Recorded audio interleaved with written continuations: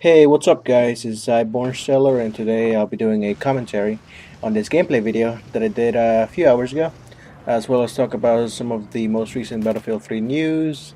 And yeah, today I'm not giving away a code because I ran out of those, but don't worry, hopefully by next week I'll have more to give out. So if you didn't win this week, then hopefully next week you'll be a lucky winner. But let's get down to the news, which there are plenty of. And luckily I have this really long gameplay for you guys to see. So I believe this was starting out with 497 tickets, so it was a pretty long game. But I thought it was kind of entertaining because I get a few good headshots from far away with the SV98, which is the sniper I've been using because, like I've said, I don't really like the SVD or the Mark 11 Mod 0, so like, I just don't really like those sniper rifles at all. So bolt actions for the win, I guess. But let's get down to the news. So hopefully by now you've seen the Battlefield 3 Strike at Karkand gameplay trailer, which features pretty much only Karkand. So let's see. It showed off a lot of destruction and some of the new weapons, as well as some of the vehicles that you'll see in the Back to Karkand expansion. And I'll leave the link in the description, or probably as an annotation if I do this tomorrow real quick. So check out the trailer if you haven't seen it yet. And I guess this will be a good time to talk about just real quick about everything that's included in the Back to Karkand expansion. So I guess once again it's going to be $15 if you did not buy the limited edition, or if you did not pre-order. So if you did pre-order or got the limited edition, you get the expansion for free. And let's see, it's going to be $15 on PC, 1,200 Microsoft points on Xbox, and I guess 15 or 14.99 on PS3. And PS3 owners get the expansion 1 week early. So Sony got a deal with EA to get the DLC for Battlefield 3 a week early. So I guess if you're a PS3 owner, then good for you. Let's see what else. I guess that's pretty much it. I mean, there's no set date for it yet, but I'll just go real quick over all the new stuff that's going to be included. So the first stuff is the weapons. So the weapons, they are, let's see, 1, 2, 3, 4. There's 10 new weapons, which are the MP5, the PP19, the L85A2, the FAMAS, the Type 88, the L96A1, the Jackhammer, the MG36, Type 95, the Type 97. So all those 10 weapons will be included in Back to Karkand. And as well as every single one of these things can also be used in other maps as well. I'm not sure about the vehicles. I'm pretty sure those are exclusive to those maps. So, and speaking of vehicles, of course, there's 3 new ones. The F-35B fighter jet, which I believe is the one that you can vertically take off from, if I remember correctly, which I loved quite a bit, so I hope that's the one that I'm thinking of. And the next one is the BTR-90 infantry fighting vehicle. The next one is the DPV fast transport vehicle. So I guess one of each type of vehicle, except for helicopters. I don't see a helicopter here. So, and of course the maps: Strike at Karkand, Wake Island, Gulf of Oman, and Sharqi Peninsula. And game modes will be only one: Conquest Assault. So that's all the new stuff that's going to be included in the Back to Karkand expansion. And once again, it's going to be $15 if you did not pre-order the game or got the limited edition. So if you did, then you get it, get the expansion for free. And I did, so I'm really excited for it to come in whenever it's gonna come out in December. Hopefully by the mid, or right before the holidays, so I can play it for quite a bit. So, and of course, excuse me, I'll show tons of gameplay for it, commentaries and stuff. So be sure to keep an eye to my channel once the expansion comes out. I can show you if you don't have Battlefield 3 or will not be getting the expansion right off the bat, so you can see how the maps look. And yeah, so moving on to the next news story, which is about it's quite long actually. So the headline says Battlefield 3 Back to Karkand assignments explain, more patches to come, and console map size unalterable, so it can be changed, I guess that's what it's saying. So Back to Karkand assignments. So it says, the news story says, DICE gave us a new look into their new extended persistence system. And right here I kind of failed, so I apologize for that, fail sniping. And let's see, it says this system is being introduced in DICE's new expansion pack in the form of assignments. These assignments are basically tasks the player must complete in order to unlock one of 10 brand new weapons being included in Back to Karkand.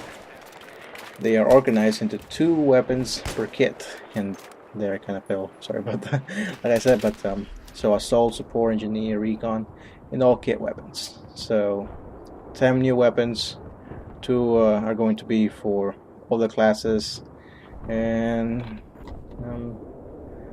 let's see, I'm going to guess it's the Jackhammer and maybe the PP19 or the MP5, one of those 2. It's going to be I guess a PDW, so a shotgun, makes sense because the Jackhammer's a shotgun, and the MP5 is a SMG, so that's probably not it. It's probably the PP19, because it just sounds like a PDW to me, but I could be wrong. But anyway, so let's see, where was I? Okay, you will be able to view your progress towards these assignments and weapons under the My Soldier tab in the main menu, which I guess they're talking about the console version, because I haven't seen that My Soldier tab in the main menu for the game, because there really isn't a main menu. I mean, Battlelog is the menu per se. So, but moving on to the next bit of the news story, which is about the patch details. So Daniel Matros has stated that he, quote, can't reveal anything right now except that it is being based on community feedback we've collected. This isn't the final update though. We will be I'm sorry about that. We will keep working on the game, end quote. As Matros stated above, though this will be a large patch that should fix many issues, it will not be the last. So whoa. Throw there went somewhere there for a second. Hold on, gotta drink some water. Wow, that was weird. Sorry about that. So I guess you can expect more patches to come, fixing a few bugs or glitches. So that's always good to hear. So moving on to the last bit of the story, which says maps enlarge or flags spaced out for the console versions. So Alan Kurtz, senior gameplay designer, had this to say, quote, "We try a larger setup. It was boring. Needs more players, which isn't possible on consoles." End quote. And then he says, however, if well, that's not really part of the quote, just a news story saying, however, if private servers are eventually implemented, perhaps larger conquest maps could be an option. So maybe once private servers come around, you'll be able to set up a, probably not a 64 player, but maybe I don't know, 32 maybe, for say Wake Island, or Casting Border or Karg Island, because I mean those maps feel a little bit empty even with 32 people. So 64 is kind of needed for these kind of maps because they are really big, and having essentially dead areas is kind of annoying because you just run past a big area with no one in it. So that's always weird. But anyway, moving on to the next news story, which is more of a official update on the patch. So I guess I'll just read the whole thing because I thought it was worth reading. So it says, the DICE team are hard at work supporting Battlefield 3. To date, we have implemented several server updates to improve stability and performance. Next week, we are publishing a significant Battlefield 3 client update for the PC. Console patches take a bit longer due to the certification requirements for console content, but it will follow shortly after the PC update. And it says, so what's in the PC update? You'll see improved polish, stability, weapons balancing, squad control functionality, user interface enhancements, and several feature enhancements that address feedback the community has provided to date. Plus, we're removing the so-called negative mouse acceleration that some of you have experienced. And it goes on to say, regarding cheating and boosting, we continue to analyze the data to identify and hold accountable, in parentheses it says ban, wipe stats, players that cheat or boost. We've received questions about what to do when faced with unsportsmanlike conduct in Battlefield 3. The best course of action is to click the warning sign next to their profile name in battle log, or head to the EA help desk and report your issue. These leads will enable us to follow up on the report. We appreciate all the feedback. Keep it coming to help us with future improvements. Check back next week to confirm the patch launch date and the detailed fix list. Thanks for playing and sharing your feedback with us. So, yay for that. And let's see, moving on to the next, not really a news story, but just a bunch of data that you may find useful if you want to find out which is the best weapon for, say, long range, or I don't know how each weapon stacks up against one another. So, let's see, the headline says Battlefield 3 weapon damage chart. So, it's a really big chart, and right there I kind of fail. But he had an M48-5, so he had the better weapon, I think. So, hacks, so to speak. But anyway, like I said, it's a really big chart with pretty much all the weapons, or all the weapons rather, not pretty much, but yeah, all of them, showing off which is the best one up close, or like, I think it says from 1 meter up to like 40 meters. And 40 meters is not that much, so when you're sniping, I mean, the bullet's gotta have like no damage by, say, 100 meters, so that's kind of interesting. You're gonna read it, and I guess some notable weapons that I saw that caught my eye were, well, the P90 and the MP7 only have 17 damage, like up close. So, yeah, I mean, the P90 in the beta, from what I remember, was extremely good in close quarters, just like the UMP was. But I guess they toned it down as well, so that's why it's not as good, because I have the P90 unlocked right now, and I used it a couple of times, and man, is it bad. I mean, it was one of my favorite weapons from the beta, and now it's just terrible. Because it takes at least like 10 bullets to kill somebody, and when you're in close quarters, whoever gets the first say 4 shots wins. Because something like the F2000, 4 shots, you're dead, because the F2000 has 25 damage per bullet, and in 1 meter, close range. So yeah, a P90 just would not stand a chance against say an assault rifle, or an engineer. So yeah, I mean, using a carbine or something. So yeah, kind of a disappointment that the P90 got nerfed, but whatever. But let's see what other noteworthy weapons I came across. So the M60E4, the M240B, and the PKP Pecheneg all have 34 damage per bullet, while the M249, and I guess the M27 and the RPK-74M only have 25 damage per bullet at 1 meter. So I already knew this, because I always felt that the well, at least from the beta, the Pecheneg had a lot more power than the M249. It always felt that way, and I guess this confirms it. And I guess the M240B and the M60 are pretty much the same as the Pecheneg, so I guess this is good to know. And and if I had known this, then I guess I would have just said the M64 is the best LMG. So I guess that's that. If you guys were still wondering which is the best light machine gun, then the M60 is definitely it. Although it's kind of the last light machine gun you unlock, so yeah. I mean, it should be the best one, right? If it's the last one. Pretty much with the same for all the other classes. I mean, the Assault class gets, what's the last one? The A94? I mean, that's not really that good.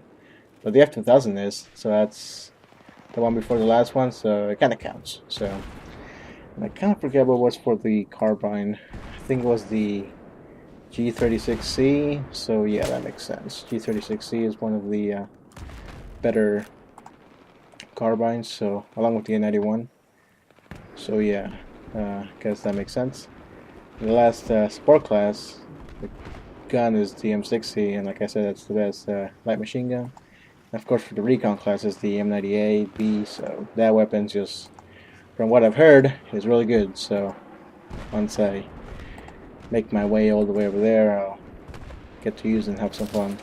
And I almost got the MAV recon drone, so I'm like 600 XP from it. So I'm ranking up on the recon class, which I'm pretty glad about, because I wasn't really sure if I was gonna be able to you know, level up quick enough. So, and I guess I am. So, you know, I don't have to use a PDW or a shotgun to level up the recon class. So I'm kind of glad about that, because I guess that was going to be my easy way out if I screw this up. So, but anyway. Let's see, there's still some other noteworthy things about the weapon damage chart. So, the Scar H has, which is a very overpowered weapon, and this is why, has a 34 damage per bullet, while the other carbines only have 25 damage per bullet at 1 meter.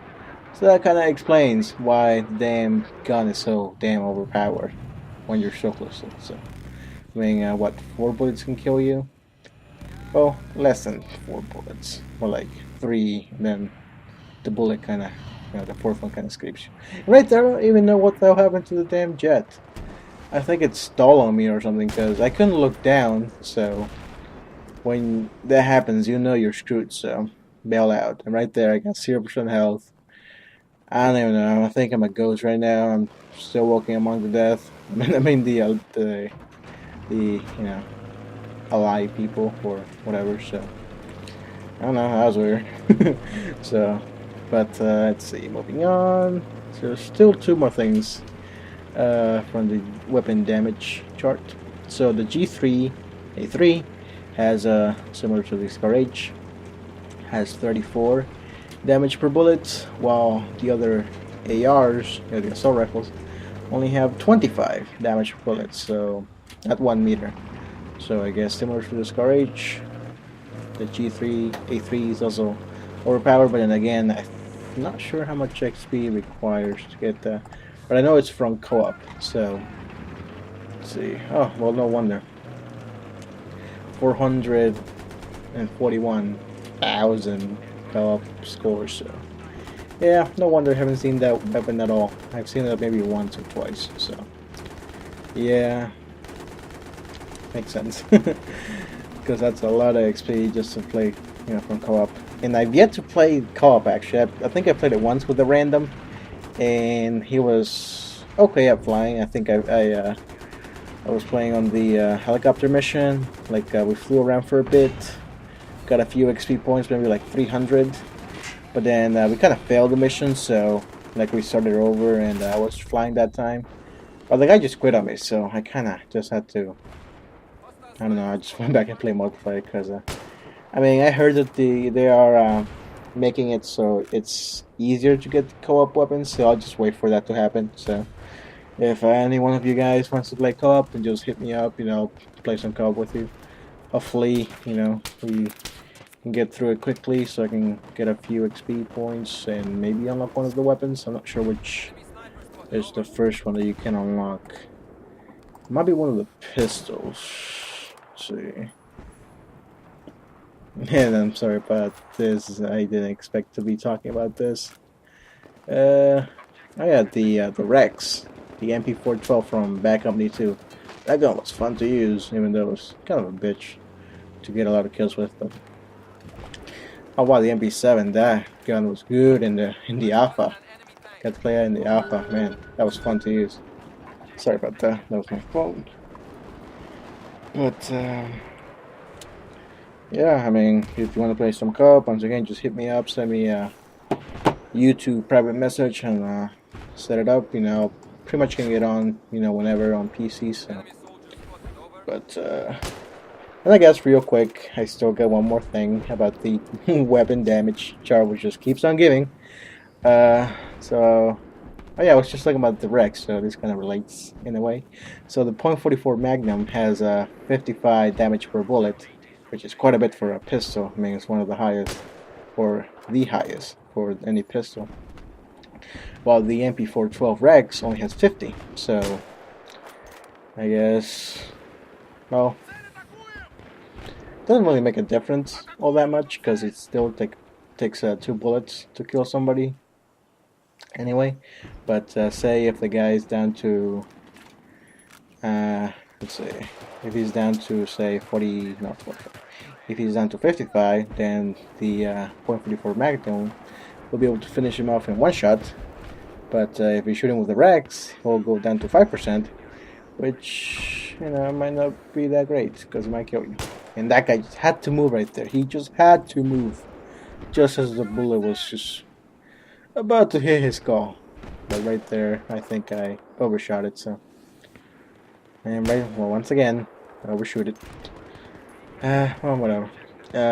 Yeah, I mean, that's pretty much all I got for you guys today as far as the news go. And like I said at the beginning, I don't have any Dr. Pepper codes left, but I'll be getting more during the weekend. So hopefully by Sunday's commentary, I have a code ready to go, you know, to one lucky winner, which might just be you. So, and yeah, I mean, I guess I'll just talk about the gameplay real quick.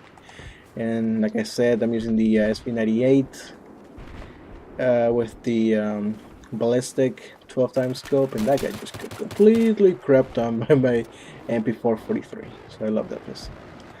And oh yeah, the SV98 with the ballistic scope, 12 times zoom, the laser sights, and the bipod. So, but this gameplay is kind of old, more or less. So that was a pretty good headshot actually. I was kind of surprised it actually pulls down now.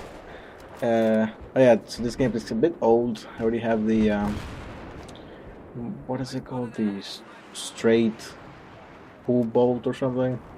The one that makes it so you don't have to unzoom to, you know, pull off another shot from your sniper. So that's always good. So I'm not using the bipod anymore. Oh. Excuse me. But yeah, I mean, I'm not very close, but getting close to get the SKS. So I'll see how that weapon is, and I've been told it's really good. So. Looking forward to using it. So, but this gameplay is pretty much over. So I ended up going 20-7, which is pretty good. Third overall actually. So second in my team. But yeah, it was a pretty good game, given that I was sniping. I think that was my first actually good sniping game. So, but anyway, guys, if you could comment on the video, rate and subscribe, and be sure to you know, check out the Modern Game Studio for a bunch of other stuff. So I guess I'll be seeing you guys later. So goodbye.